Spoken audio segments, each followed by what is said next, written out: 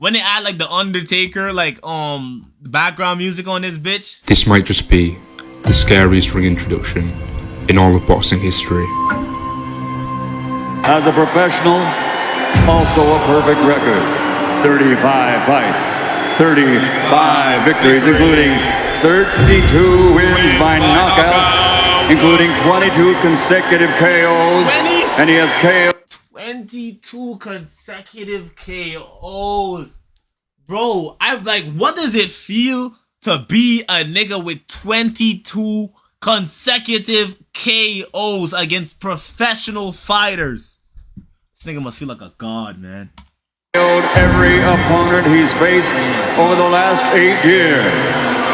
This Olympic medalist from Karaganda, Kazakhstan is the reigning, defending, undefeated, universally recognized true middleweight champion of the world, Gennady Golovkin, a.k.a. Triple G.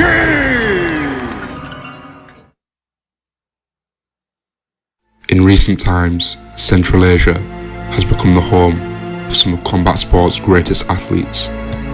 The often harsh conditions and poor quality of life has led many young men into a life of commitment to martial arts. More recently, Otabektabiev of Dagestan and Israel Madrimov of Uzbekistan. But perhaps the most infamous of them all was a man from the heart of Kazakhstan, a country known for its historic architecture, large Muslim population, and complex history regarding ties with the Soviet Union. The city of Karaganda in particular is famous for its deep history within the mines. Look a little bit closer at what they call the Miners' Palace of Culture. At its peak, etched in stone, 6 miners immortalized to serve as a reminder of the sacrifice the local people make. People that without a doubt have faced their fair share of troubles and have to be strong and resilient in the face of adversity. They are a fighting people and no stranger to war. Golovkin is born in Karaganda, Kazakhstan in 1982 to a coal mining family, one of 4 brothers and a twin to Maxim Golovkin. Gennady recalls being close with his brothers as they'd all play on the streets together. Gennady was always big into sports. First playing basketball and soccer, just big interest for small child. But the sport of boxing in particular became a big part of his life, as his older brothers would force him to watch the biggest fights in boxing. I remember I watched TV, my brother liked boxing. My older brother liked boxing, just we were watching TV every time. Mike Tyson, Muhammad Ali, and Sugar Ray Robinson, Ray Leonard, Marvin Hagler, just a lot of great names. In 1990, when Gennady was 8 years old, he would lose one of his older brothers, killed in action, serving in the Russian military. And then just 4 years later, Gennady would lose his other older brother, once again killed in action, serving in the Russian military. At this point, Gennady and his twin brother Maxim had both begun training boxing. Both of them saw great success in the Russian amateur boxing scene. However, the boxing legacy of the Golovkin family would have to be carried out by just one of the 2 remaining brothers. Why doesn't the brother keep fighting? It was decided when Gennady's the oldest by 15 minutes. It was decided when he wanted to turn pro that one of them would stay back and take care of the family. So it was decided because the other 2 brothers died in the war. Yeah. The older brother. Damn. So it was decided that because Gennady was older, he was chosen to be. Golovkin would make the most of this opportunity and go on to compete in the 2004 Athens Olympics, where he put his talent on display for the world to see and would go on to win a silver medal. In 2006, Triple G would make his pro debut, and in 2010, after joining forces with highly regarded boxing coach Abel Sanchez, Triple G would obliterate and knock out Milton Nunes in just 58 seconds, winning his first title in what was surely a sign of good things to come. In 2012, after fighting most of his pro career in Germany, Triple G would finally get the opportunity to make a name for himself, an opportunity to fight on HBO in front of an American audience. It's not going to be like the first fight, wondering who might be winning on points, maybe a punch. Yo, this nigga's everywhere, bro. This nigga Max Kellerman, nigga, stick to a sport, nigga. You in basketball, you in football, nigga. Stick to a sport, nigga. Here or there, Golovkin comes to knock you out. In his HBO debut, Triple G would put the entire middleweight division on notice, breaking down the tough. Am I tripping? This nigga in every damn sport. This nigga Max Kellerman, man. And Prosper, It's the combination of the heavy hands with the technique. and finishing him in the 5th round. 6, 7, 8. How tough is Proxima? Now the referee stops it. No match for Gennady Golovkin. First fight here in America. How do you feel after this kind of a performance? This is my dream in fighting on HBO and at America. I'm happy now.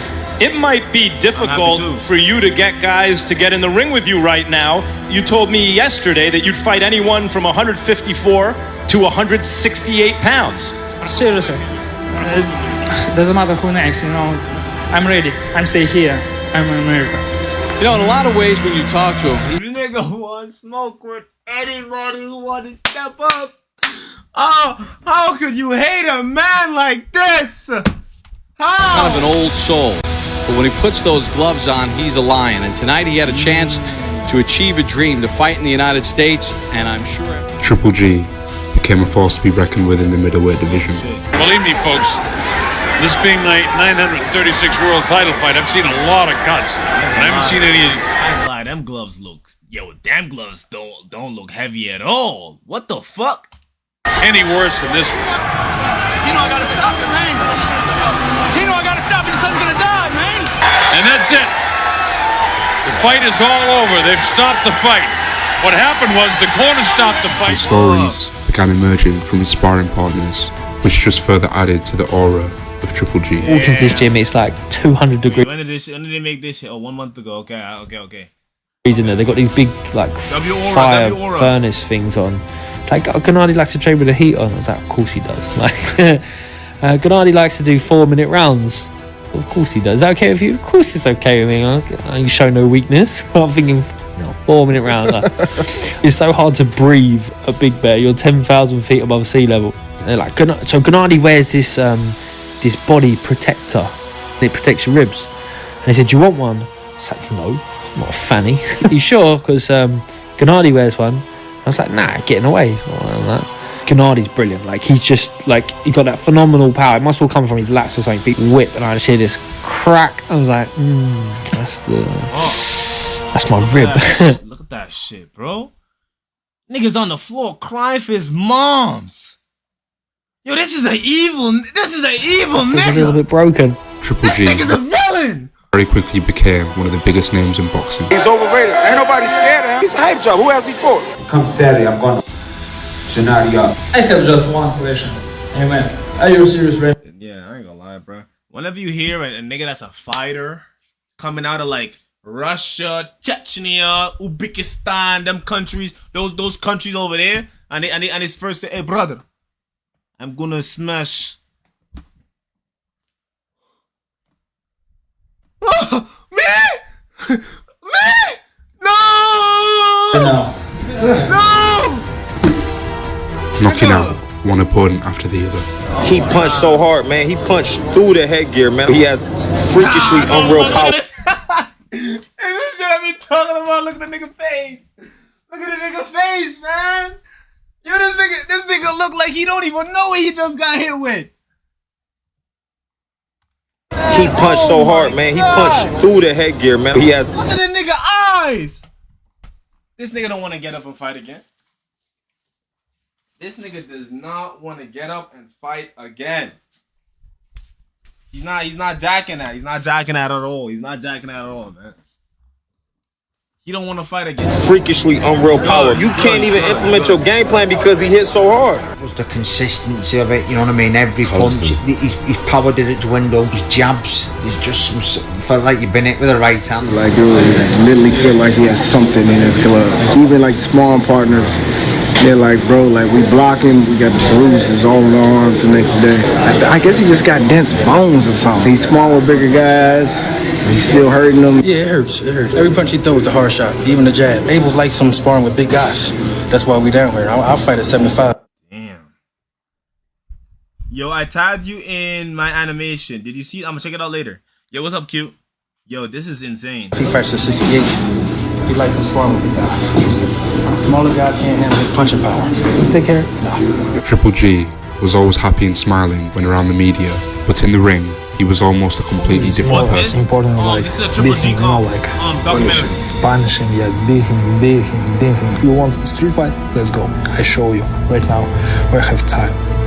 Nah, he's talking to Max Kellerman like this nigga ain't even in the room. He's like, nigga talk, and niggas tell him a story about Max Kellerman in front of this nigga. I'm telling you, nigga, look, that's a different level of ego, man. That's a different level of ego, bro. We have 12 rounds. I show you every round. Every man he faced off in the ring with would eventually wilt to his relentless pressure style and power. In 8 years, between 2008 and 2016, Triple G would win 23 fights, all 23 of those fights by knockout. He would quickly find himself a victim of his own success. February 1st, you're fighting yet another opponent that's tough, but not well known. Top 5 middleweights don't seem to give you much competition. Top 10 middleweights seem to offer almost no resistance at all. Triple G was struggling to get a fight with the top names in the sport. I'm still champion.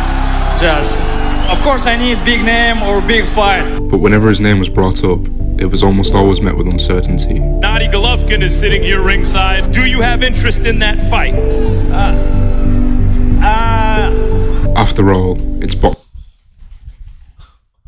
Nah, that's aura right there. The nigga ducking that shit. Niggas ducking this nigga, bro. Why risk your perfect record and all your belts when your promoter will offer you lucrative amounts of money, willing to take that risk? Oh my god.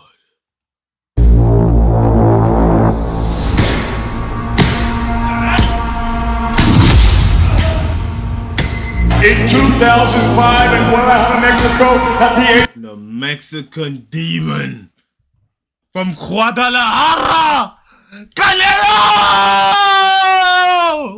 At 15, he turned professional. 6 years later, he won his first world title. Here is boxing's biggest attraction, the pound-for-pound king, Saul Canelo.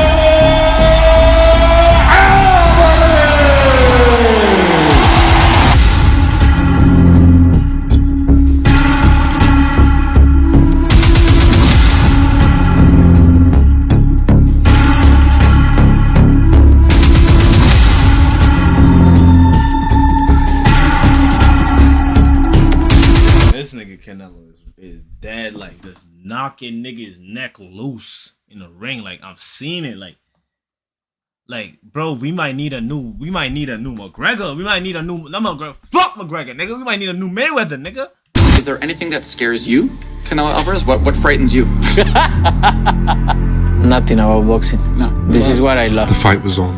The two best fighters in the division, Triple G versus Canelo, regarded by many to be the fight of the decade, and it was already splitting the boxing community. Tough in the call. 50-50? I think Canelo beats Triple G. Canelo's a very slick counterpuncher, and Triple G is not particularly fast. Triple G. Really never seen Canelo actually get hit, and that's a big test for him. Triple G's gonna knock the out of Canelo. Okay. I know about them Kazakhstan, Uzbekistan, and Russian fighters, man. Canelo don't want none of that. I know boxing. This is what I do. Canelo knocks Triple G out. Triple G was Mayweather called it. This is why he's the GOAT. Coming into the fight as a slight favourite, and the Kazakhstan fighter was promising to bring an entertaining fight to fans, claiming that he would go toe-to-toe with Canelo in what can only be described as the Mexican style. I love fight. I'm a fighter. You know, this Mexican style is my style. You know, because a lot of drama, a lot of big show, this big present for fans, for everybody. You know, this is Mexican style. And with Triple G's skill set, which included a phenomenal power jab that he would use to stun his opponents, his titanium chin, which could stand up to the most powerful blows, alongside his impressive cardio and unbreakable will, which saw him walk down each and every one of his opponents until they quit. Top that off with his intelligence for the fight game and his dedication to training. Although Golovkin may have been of Kazakhstan heritage, he shared an uncanny resemblance to the Mexican fighters of old. Canelo, what about you? For so long now, you've been criticized for not fighting Triple G, as though you would duck a fighter when you were telling everyone all along, your promoter said this is the way the business needs to get done. Now that you're going to 5 a.m. for me, I should go to bed. Hey, bro, if you're tired, bro, don't stay up. Fight Triple G, what would you like to say to your fans? Yo nunca le he tenido miedo a nadie desde los 15 años que peleó profesional. I've never feared anyone. Cuando nací yo ya se había repartido el miedo. When I was born, fear was gone. Damn. That might be aura. That might be aura.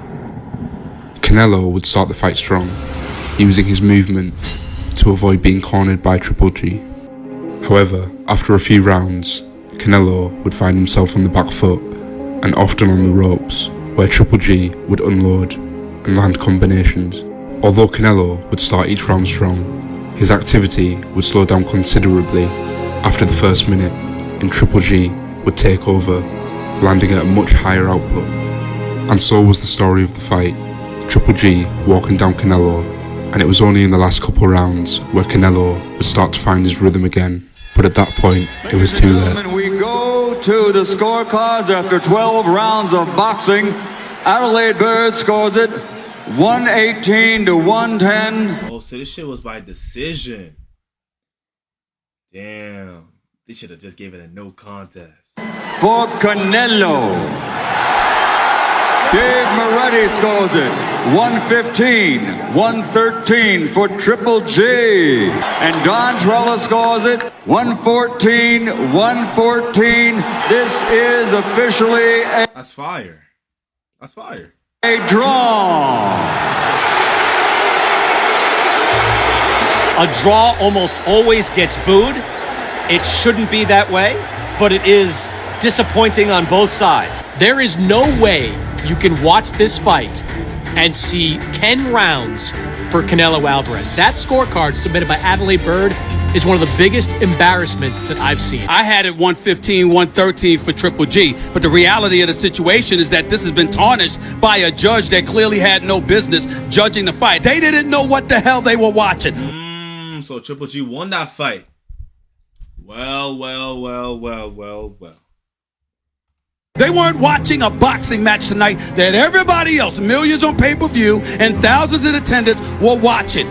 118 to 110 for Canelo. Officially a draw. There's money to be made in the casino business, but there is an oversight board to make sure there's no corruption. There's no oversight board in boxing. Should be working again. Should be working again.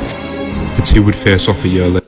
So basically, this time, the fight would play out differently, with Canelo opting to go toe-to-toe with Triple G, giving fans the Mexican style that was promised in the first fight, and creating a back-and-forth battle where both fighters were constantly having to make adjustments to outskill, outmaneuver, and outthink the other. Here are the judges' scoring totals. Glenn Feldman scores this bout even, 114-114. He was relieved that his rivalry with Golovkin may have come to an end. If you're really boxing fan, you know who is the real champion. Él pretende ser una buena persona aquí, te muestra una cara y detrás es otra, esa es la verdad. Una persona tiene que ser como eso, donde quiera que esté y quien esté, y él no lo es. 4 years later, after continued success in their divisions, They have stopped the fight. It is over. The pound-for-pound king with another win. Triple G and Canelo would meet one last time to put an end to their legendary rivalry. But Triple G's age was beginning to show, as the fight proved to not be nearly as competitive as the first two. And still, Canelo old, man. It is what it is. And as I'm recording this video, in December of 2024, Triple G's loss to Canelo is the last fight on his record. But true fans of boxing don't remember Triple G solely based on the outcomes of his fights with Canelo, but rather he's remembered for being a feared man in the middleweight division, a boogeyman of sorts, with a knockout ratio of 88.1%, the highest in middleweight championship history, a family man outside the ring, but once the gloves were laced up, a pure sight of terror, perhaps the only true successor to the tough and unbreakable Marvelous Marvin Hagler, who ruled the same division in a similar terrifying fashion in the 1980s, and a true throwback to the boxing greats of old. That's fire, man. That's fire, man. That shit was, bro, that was inspiring.